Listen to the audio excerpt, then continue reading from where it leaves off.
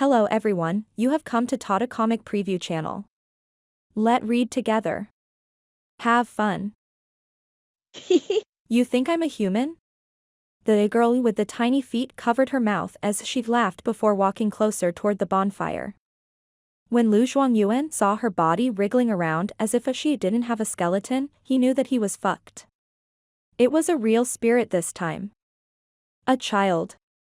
Everyone. Wake up. I need a boy's urine. Li Huowang's horror-filled voice woke everyone up. Lu Jiren grabbed a burning stick from the bonfire and threw it toward the spirit. However, the burning stick just passed right through the body of the girl. The girl with tiny feet slowly approached the bonfire before stopping. She then turned toward the eastern direction. At the same time, the tree branches before Li Huowang shook as he and the rest of his group appeared from the forest while holding a few glowing rocks in their hands. Humph. Bai Ling Miao, who had already taken off her blindfold, saw that something was wrong. Senior Li, that girl might be a spirit. She has another face on the back of her head.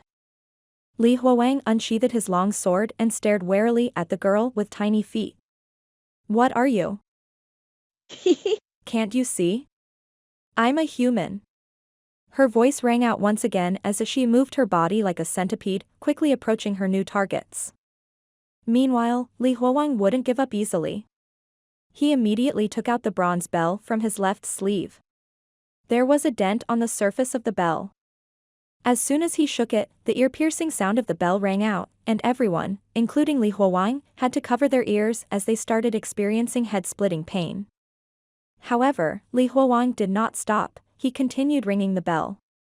Soon, he saw everything within his vision, including the spirit, start to shake. At that moment, the padded jacket of the spirit exploded, releasing a cloud of black fumes.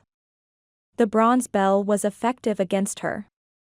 Meanwhile, the spirit screamed in pain and ran back into the depths of the forest, her body slowly disintegrating. Soon, she disappeared from everyone's field of vision. The ringing sound of the bell soon stopped, and then Li Huowang examined the bronze bell with a surprised expression. To think that not only could this thing be used to call the wandering gods, but you could even use it in situations such as these. Unfortunately, every time he rang the bell, the most he could achieve was to cause the edges of the world to squirm and shake. The wandering gods never appeared in front of him. He didn't know whether it was due to the dent in the bell or if there were some other causes.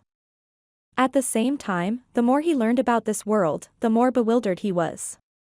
What were all these monstrosities? Savior.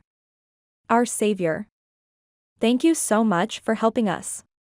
I was blind not to acknowledge you before. Come. Come and join us by the fire. Li Huowang, tears and snot all over his face, happily pulled Li Huowang toward the fire.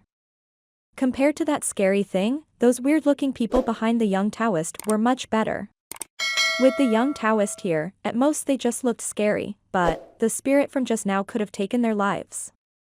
Sigh. This damned animal. If it hadn't suddenly run away earlier, how could I have possibly abandoned you? Li Huowang gestured his smoking pipe toward his horse, tapping it gently. After tapping his pipe a few times, he suddenly shouted toward the people behind him. Manhwa, quickly go and bring out some buns and water.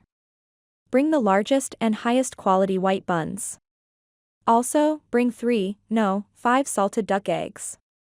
Li Huowang was not used to such hospitality, especially with how friendly Li Huowang was acting toward them. Old man, there's no need to go to such lengths for us. Can I ask you some questions? Ask. Ask away. You just saved all our lives earlier. Ask me anything. Li Huowang patted his chest with pride. Li Huowang even wiped the mouthpiece of the pipe he was smoking with his shirt before lighting up a puff and passing it to Li Huowang. Thanks old man, but I don't smoke. Now, can you tell me what it was that we just encountered? What was that thing called? Li Huowang said as he gently pushed the pipe back into Li Huowang's hands. Li Huowang still knew nothing about this world. If he wanted to survive here, he needed to learn more about it. Li Huowang was stunned by his question. Huh? How would I know? Young Taoist, you were the one who chased it away. Shouldn't you know more about it than me? Looking at the old man's confused eyes, Li Huowang realized that he had asked the wrong person. The old man might not even know as much as him. I heard you shouting and asking for a boy's urine. Would it be able to hurt that thing? Yeah. These kinds of things are afraid of filthy things. I've heard that it could work even if we were to use our snot. But the best item would still be a young boy's urine. It's filled with yang energy, and at the same time, it's considered really filthy. Really? Have you used it before? In the face of this question, Lu Zhuangyuan, who had been certain of what he had said until now, suddenly turned sheepish. He chuckled as his eyes darted around. Maybe? It was the elders in the village who always told us this technique. Since they told us about it so often, I guess it should work. Li Huowang sighed. Why is it another folklore passed down using word of mouth? This place is much too backward. All right, old man. Then let me ask you something you would know the answer to. Have you encountered these kinds of things before? If yes, how frequent was it? Nah. If I were to encounter these kinds of things every day, then I would have quit running around with my troop and taken my son back to our village to tend to the fields, Lu Zhuangyuan said as he placed his pipe in his mouth and took another puff. I've traveled the lands for so long and have only encountered spirits a total of 4 times, he continued. I see. Li Huowang surveyed the forest around him. He had gained a slightly better understanding of the world he was in. After living with Dan Yangzi for such a long time, he had thought that things like the Black Ticeway would be everywhere around him. However, that didn't seem to be the case. Even though everyone had heard of these kinds of things happening, from the looks of it, it was still very rare to experience such things. Sigh. You don't need to worry about these kinds of things. As long as you gather more people when you travel, you should be fine, Lu Zhuangyuan told Li Huowang based on his experience. Oh. Is it because the more people we have, the more yang energy we would have, and thus those things wouldn't come to disturb us? Yeah. Lu Zhuangyuan placed some new tobacco cuttings into his smoke pipe and continued smoking. Even if they want to eat people, how many people could they possibly eat? Even if we meet one, all we need to do is run faster than the others. Rather than worrying about these kinds of things, I would rather worry about bandits and man-eating insects. Li Huowang didn't know what else he could say. It looked like his knowledge of this world was still insufficient. Come, the buns have been cooked. You should eat them while they're hot.